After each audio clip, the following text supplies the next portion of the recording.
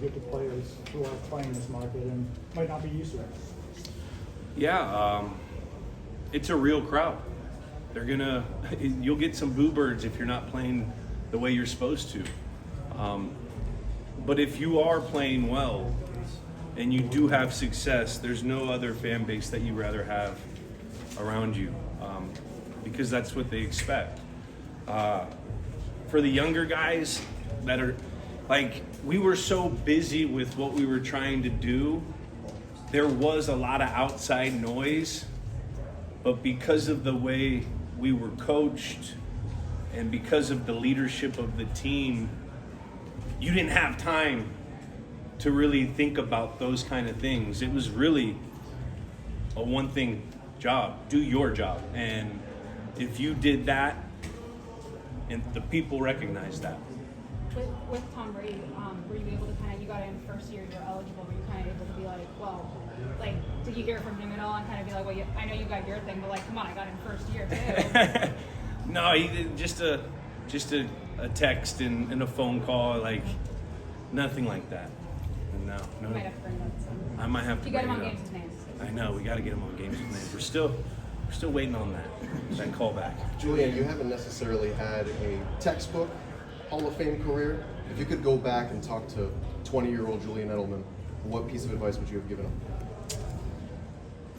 The one thing I would say is enjoy it, because you get so caught up with trying to live the standard, play to the standard. I mean, we were in the National Football League, and there was countless times where we would win a game and it felt like we lost a game. And to have that mindset after watching this, for a while and analyzing this on TV for a while, it's so hard to win this league.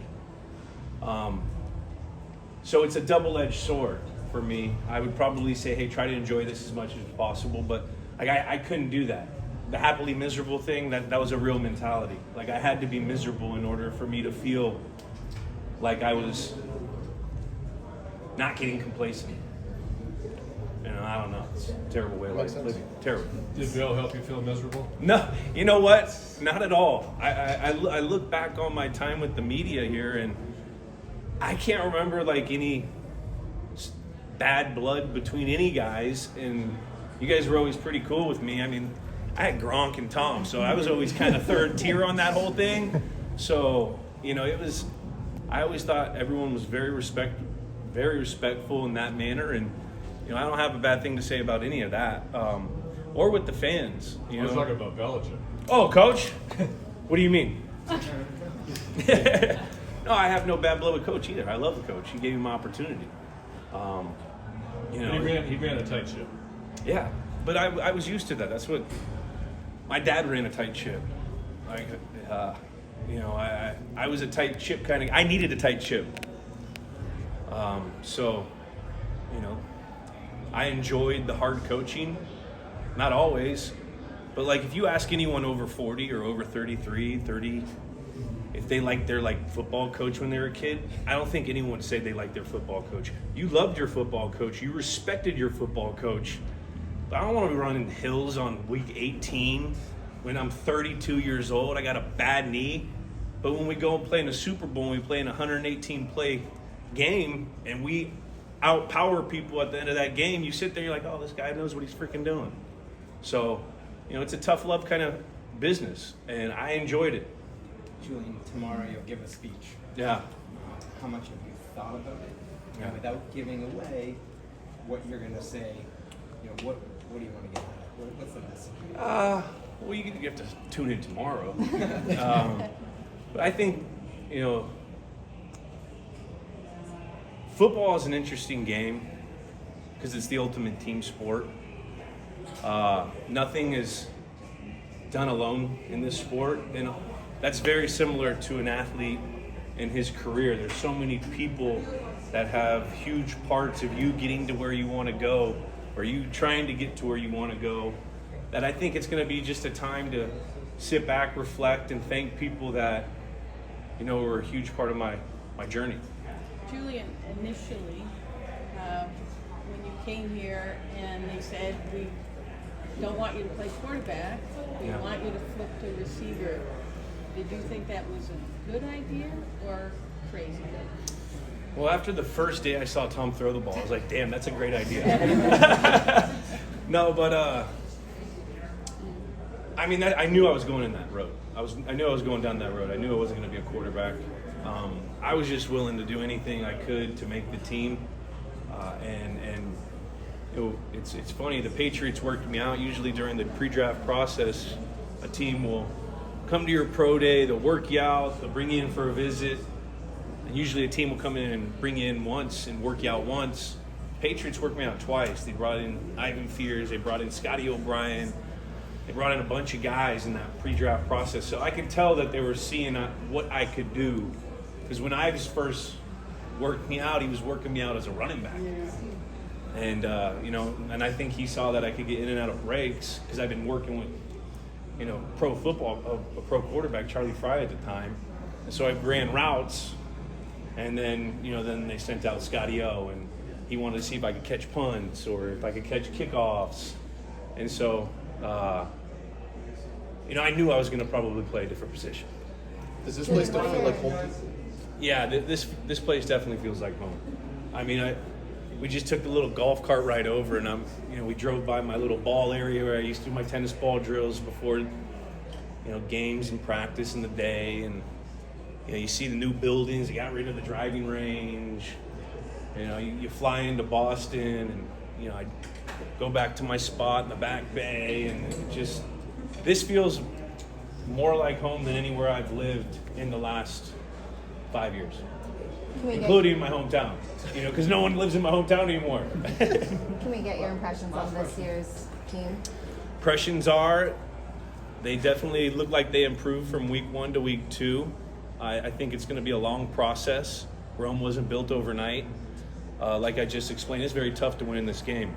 And I'm excited with where the offense is going. You look at their numbers last week compared to the week before. I mean, I think they were 7 for 13 or 12 on third down, 3 for 4 in the red area. So those are like the key things that I like to look at to see if a team's improving, and at least offensively.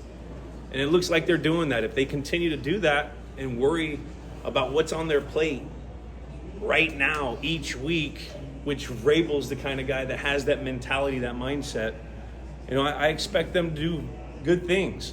Now, making the playoffs, I don't know. But I don't think it's a bad year if they don't.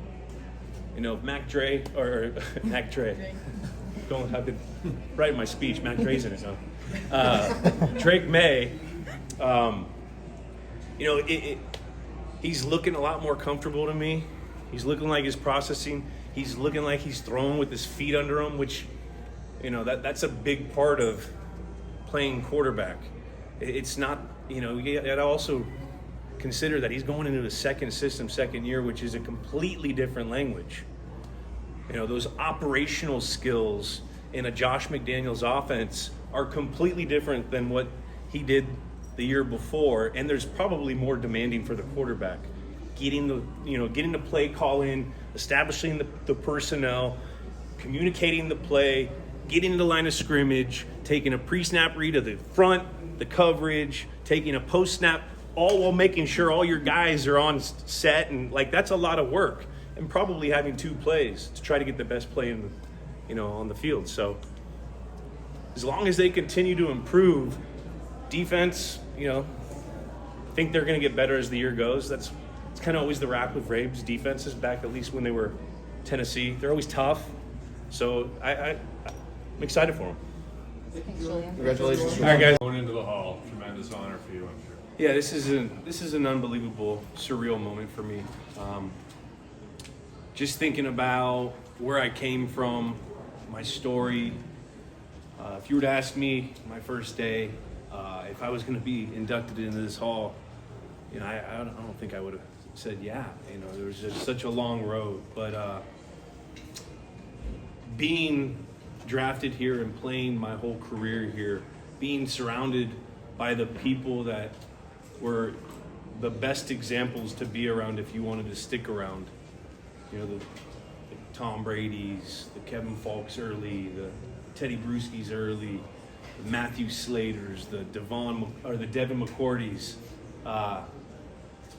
Those guys challenged me in ways and made me put myself into a mindset to be the guy not to want to disappoint anyone.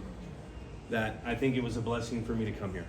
How does it feel to have played your entire career in one city? Like, did you ever feel tempted to go to Tampa, play elsewhere? And like, when you reflect on it, just what does that mean to you? I mean, I think it's amazing to get to play my career